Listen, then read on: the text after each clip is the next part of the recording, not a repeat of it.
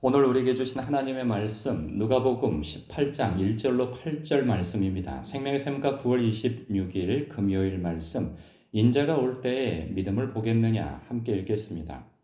예수께서 그들에게 항상 기도하고 낙심하지 말아야 할 것을 비유로 말씀하여 이르시되 어떤 도시에 하나님을 두려워하지 않고 사람을 무시하는 한 재판장이 있는데 그 도시에 한 과부가 있어 자주 그에게 가서 내 원수에 대한 나의 원한을 풀어주소서 하되 그가 얼마 동안 듣지 아니하다가 후에 속으로 생각하되 내가 하나님을 두려워하지 않고 사람을 무서워하나 이 과부가 나를 번거롭게 하니 내가 그 원한을 풀어주리라. 그렇지 않으면 늘 와서 나를 괴롭게 하리라 하였느니라. 주께서 또 이르시되 불의한 재판장이 이 말을 한 것을 들으라. 하물며 하나님께서 그 밤낮 부르짖는 택하신 자들의 원한을 풀어주지 아니하시겠느냐? 그들에게 오래 참으시겠느냐? 내가 너희에게 이르노니 속히 그 원한을 풀어주시리라. 그러나 인자가 올 때에 세상에서 믿음을 보겠느냐 하시니라. 아멘. 오늘 말씀은 기도하는 성도들을 위한 이 격려의 말씀이 아닐 수 없어요. 우리가 기도 생활을 하다 보면 그 한 번쯤은 뭐 한 번뿐만 그러겠어요. 기도하다 보면은 이 낙심한 경험들이 있어요.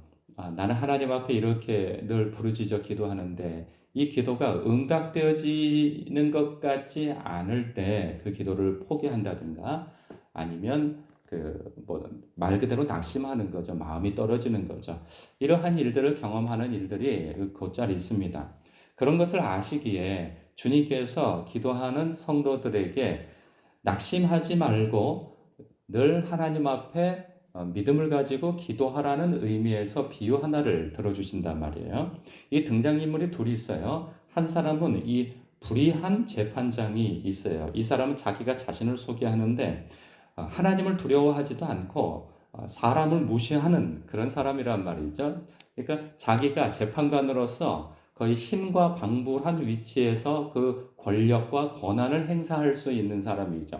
한 사람의 운명을 그냥 나락으로 떨어뜨릴 수도 있고 다시 나락에서 끌어올려줄 수도 있는 그 절대 권력을 가진 사람이에요. 그리고 또 한편의 사람은 과부죠. 이 가난한 사람의 상징이에요. 능력 없고 배경 없고 어디 의지할 데 없는 사람의 상징인데 이 과부가 이 원통한 일을 당했죠. 그래서 이 원통한 일을 그가 어디에 가서 이 문제를 해결할 수 있겠어요? 이 과부에게는 그냥 이 재판관 한 사람밖에 이 문제를 해결할 사람이 없는 거예요. 그런데 가진 게 없네. 뭐 뇌물이라도 주든지 하여서 이 불의한 사람의 마음을 자신에게로 돌려야 하는데 그런 돈은 없어. 그런데 이 사람은 돈을 좋아하는 사람이야.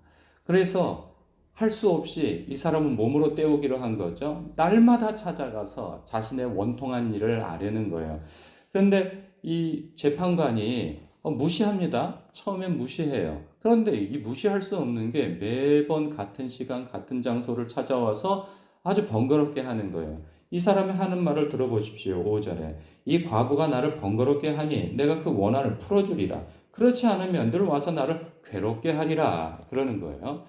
그러니까 기도의 한 모형을 비유 들어주시는 거죠. 이 가난하고 능력 없는 사람이 이 불의한 재판장한테 유일한 소망이자 기대이기 때문에 이 사람이 몇 번 거절한다고 해서 포기할 수가 없는 절박한 가운데 있는 사람인 거예요. 주님께서 이 비유를 드시고 그 다음에 6절 이하의 말씀을 하십니다. 주께서 이르시되 불의한 재판장이 말한 것을 들으라. 하물며 하나님께서 그 밤낮 부르짖는 택하신 자들의 원한을 풀어주지 아니하시겠느냐? 그들에게 오래 참으시겠느냐? 내가 너희에게 이르노니 속히 그 원한을 풀어주시리라 말씀하세요. 그러면 우리가 언뜻 생각하는 게 경험적으로 예수님께서 우리 하나님께서 이 불의한 하나님과 같은 분이시냐? 그렇게 오버랩돼서 연상하는 사람도 있을 수 있어요. 예수님께서 지금 딱 그렇잖아요. 비유를 들어주신 것이 이 불의한 재판장을 들어주셔서 하나님 너일까 보냐 이렇게 말씀하실 때 사람들이 이해가 좀 부족하면 하나님은 내가 이렇게 기도하고 막 그럴 때 이 불의한 재판장처럼 처음에는 안 들어주시는구나. 그럼 계속 귀찮게 하면은 들어주시는 분이시구나. 그래 내 귀찮도록 기도해야지. 그런 의미는 아니에요. 여기서 보면은 중요한 단어 하나가 있는데 7절에 하물며라는 거예요. 하물며. 이게 하물며라는 건요. 앞에 사실이 그러하다면 뒤에 사실은 말할 것도 없다는 거죠. 앞에 사실이 이 불의한 재판장이 이렇게 귀찮아서라도 들어주는 그러한 사람이라고 한다면 하나님께서는 이런 불의한 재판장과는 비교가 될 뿐이 아니라는 거죠. 하나님께서는 이 가난한 과부뿐만 아니라 나아가서 당신의 택한 자녀들에 대해서는 이렇게 무심한 분이 아니라는 거예요. 그렇기 때문에 하나님께서는 즉시 그 택하신 자들의 그 원한을 풀어주실 분이시라는 말씀을 하고 있어요. 그들에 대하여서 오래 참으시겠느냐? 내가 너희에게 이르노니 속히 그 원한을 풀어주시리라. 하나님은 그런 하나님이시라는 거예요. 우리가 그 하나님이 그러한 하나님이시라는 사실, 그런 하늘 아버지라고 하는 사실을 믿어야 한다는 것이죠. 그리고 우리의 자세는 어떤 자세이냐? 이 가난한 과부처럼 그러한 태도를 갖는 것은 중요하다는 거예요. 하나님 앞에 정해진 시간, 정해진 장소, 그리고 하나님 앞에 이 포기하지 않고 기도하는 태도. 성경 속에서는 예수님의 신성을 경험한 사람들이 여럿해요. 그 사람들 중에 대표적인 사람들은 어떤 사람들이냐? 이 절박한 가운데 예수님 아니면 대안이 없는 유일한 대안 되시는 분을 예수님으로 생각하고 믿는 사람들은 예수님에게 절박하게 다가갑니다. 그 예를 들자면은 거지 바디메오입니다. 그 거지 바디메오는 예수님 지나가실 때 다윗의 자손 예수의 나를 구원하소서 부르짖어요. 그러나 사람들이 만류하죠. 조용히 하라고, 나서지 말라고. 그러나 그는 자신이 입고 있던 그 겉옷이 거추장스러우니까 그걸 벗어던지고 뛰어나가 더욱 큰 소리로 부르짖습니다. 뭐 교양이고 예의고 이런 거 없어요. 그냥 지금이 오로지 마지막 순간이라고, 저분을 만나야 내 눈을 뜰 수 있다라고 하는 절박한 가운데 주님을 부르짖죠. 그래서 그 주님을 만나 주님께서 오라 하시는 그 요청 속에 나아가 눈 뜨고 싶습니다 하는 그 자신의 고백 속에서 눈을 뜨게 되어지죠. 네 믿음이 너를 구원하였다.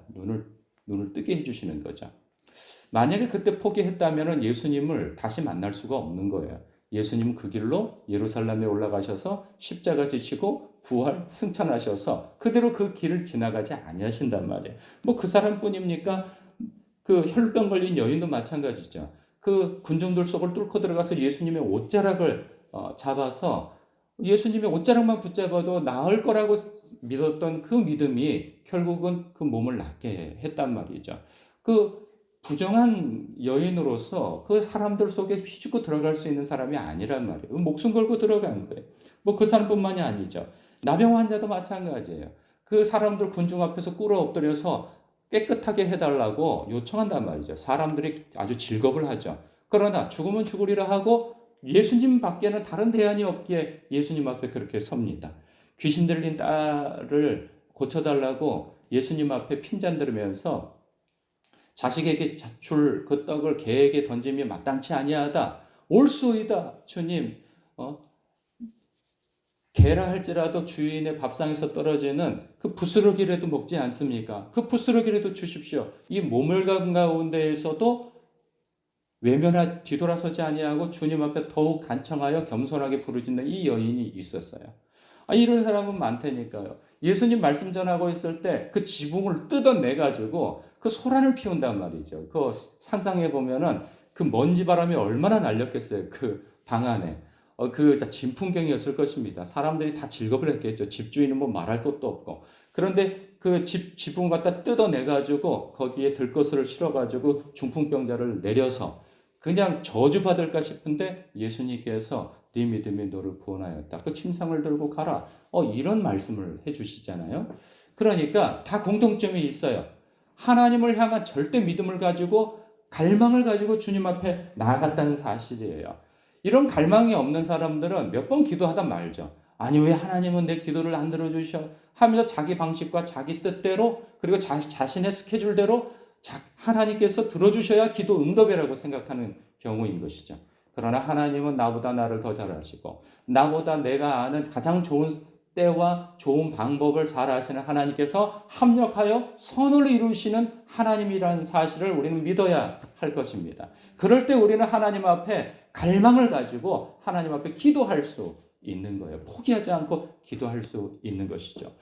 있는 그대로의 말씀을 우리가 믿었으면 합니다. 예수님께서 그냥 이때 1세기 때 제자들에게 하신 말씀이야 라고 여기지 아니하고 지금 나에게 하나님께서 주시는 말씀이구나 개인적으로 라고 생각하면 여러분 이 그 옷장 안에 고이 깊숙이 넣어두었던 그 절박한 기도 제목을 다시 꺼내서서 주님 앞에 가족을 위해서든지 가족 구원을 위해서든지 혹은 질병을 위해서든지 혹은 경제적 짙은 어려움을 위해서든지 하나님 앞에 다시 간구하여 아뢰시는 귀한 이 새벽 시간 되시길 주님의 이름으로 축복합니다.